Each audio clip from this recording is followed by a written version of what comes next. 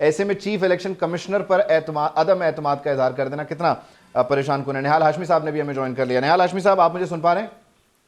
جی میں سن رہا ہوں آپ کو۔ اچھا ہاشمی صاحب، آج کے دن نہال ہاشمی صاحب، آج کے دن Pakistan bar council, supreme court bar, Sindh bar اور اب سے کچھ دیر پہلے پنجاب بار نے بھی چیف الیکشن کمشنر پر عدم اعتماد کا اظہار کر دیا۔ اب ہمارے پاس جو اس کی اندرونی کہانی آ رہی ہے سینئر ذرائع سے، الیکشن کمیشن سے، وہ پتہ یہ چل رہا ہے کہ ایک وکیل صاحب ہیں جو حافظ آباد میں ایک حلقے کا اضافہ چاہتے تھے اور خود رکن قومی اسمبلی بننا چاہتے تھے۔ Is it that easy to manipulate? یہ ان ساری باڈیز کو اتنا آسان ہے گھمانا پھرانا کہ آج کے دن سب نے ہی اپنا وزن ایک صاحب کے ساتھ ڈال کے چیف الیکشن کمیشنر پر عدم اعتماد کر دیا؟ بسم اللہ الرحمن الرحیم۔ دیکھیں، ہماری جو وکلا برادری ہے اس کے اندر یونٹی بہت زیادہ ہے اور یہ اپنے ممبران کے کسی بھی ایشوز کو بہت سیریسلی لیتے ہیں۔ ایک طرح سے یہ بہت اچھی چیز ہے کہ کمیونٹی بڑی فل کمیٹڈ ہے، مگر دوسری طرف یہ ہم بھول جاتے ہیں، میں خود بھی وکیل ہوں اس لیے میں کہہ رہا ہوں، ہم بھول جاتے ہیں کہ ہم آئین اور قانون کو یا اپنی پاور کو کسی ممبر کی خواہشات کے لیے استعمال نہیں کرنا چاہیے۔ ہمیں آئین کی پاسداری کرنا چاہیے کیونکہ ہم کسٹوڈین ہیں قانون کے، ہم اس پہ عمل درآمد کرنے کے پابند ہیں۔ تو مجھے اس کے پوری چیزوں کا علم نہیں ہے کہ کیا حالات اور واقعات ہیں، کیا ہوا، مگر میں سمجھتا ہوں کہ اسٹرائک کرنا یا احتجاج کرنا یا اپنا پروٹیسٹ کرنا ہر کسی کا حق ہے، وہ مگر ایک بیرومیٹر کے دائرے میں رہ کے کرنا چاہیے۔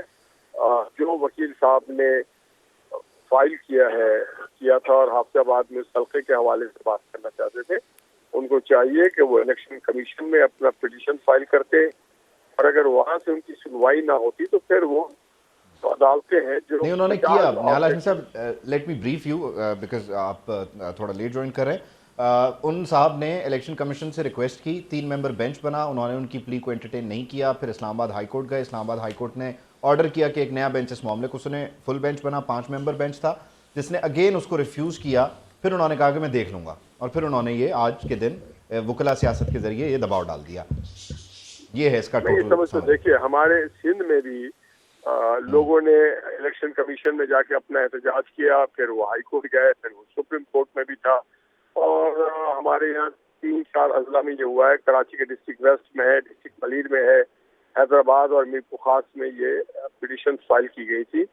اس پہ جو آرڈر آ گیا کہ نہیں اب الیکشن شیڈول اعلان ہو گیا ہے، تو جو بھی مجوزہ ڈیلیمیٹیشن ہوئی ہے اور جو بھی حلقہ بندی ہوئی ہے اور جو بھی کینڈیڈیٹ ہے اس سے کیا، کیونکہ اب شارٹ ٹائم ہے، اب اس کے لیے پھر نیا پینڈورا باکس اور نئے دلائل اور نئے تقاضے پورے نہیں کیا سکے، تو ہم نے بھی اس کو ڈسکس کیا۔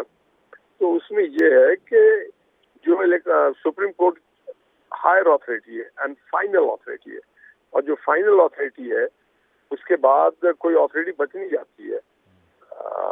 جو ہمارے آئین اور قانون کے تحت ہے وہ لیگل جو میٹرز ہے اس میں ہائی کورٹ کے بعد فائنلٹی جو ہے اس کورٹ میں کہ ہمارے وکلا برادرز کو، جو بھائی ہمارے حفیظ آباد کے ہیں، حافظ آباد کے، ان کو یہ چاہیے کہ وہ اپنے سپریم کورٹ کی جو آرڈر ہے، ججمنٹ ہے، اس کو پھر چلے جائیں، ریویو کے لیے چلے جائیں، مگر وکلا کے جو پلیٹ فارمز ہیں اس کو ون مین یا کسی کے پرسنل ایجنڈے کے لیے استعمال مناسب نہیں ہونا چاہیے۔ اچھا، اس کے کیا آپ کہہ لیجئے کہ اثرات ہو سکتے ہیں ان صاحب پر یا دیگر؟ میں ذرا قانونی نقطہ آپ سے سمجھوں گا۔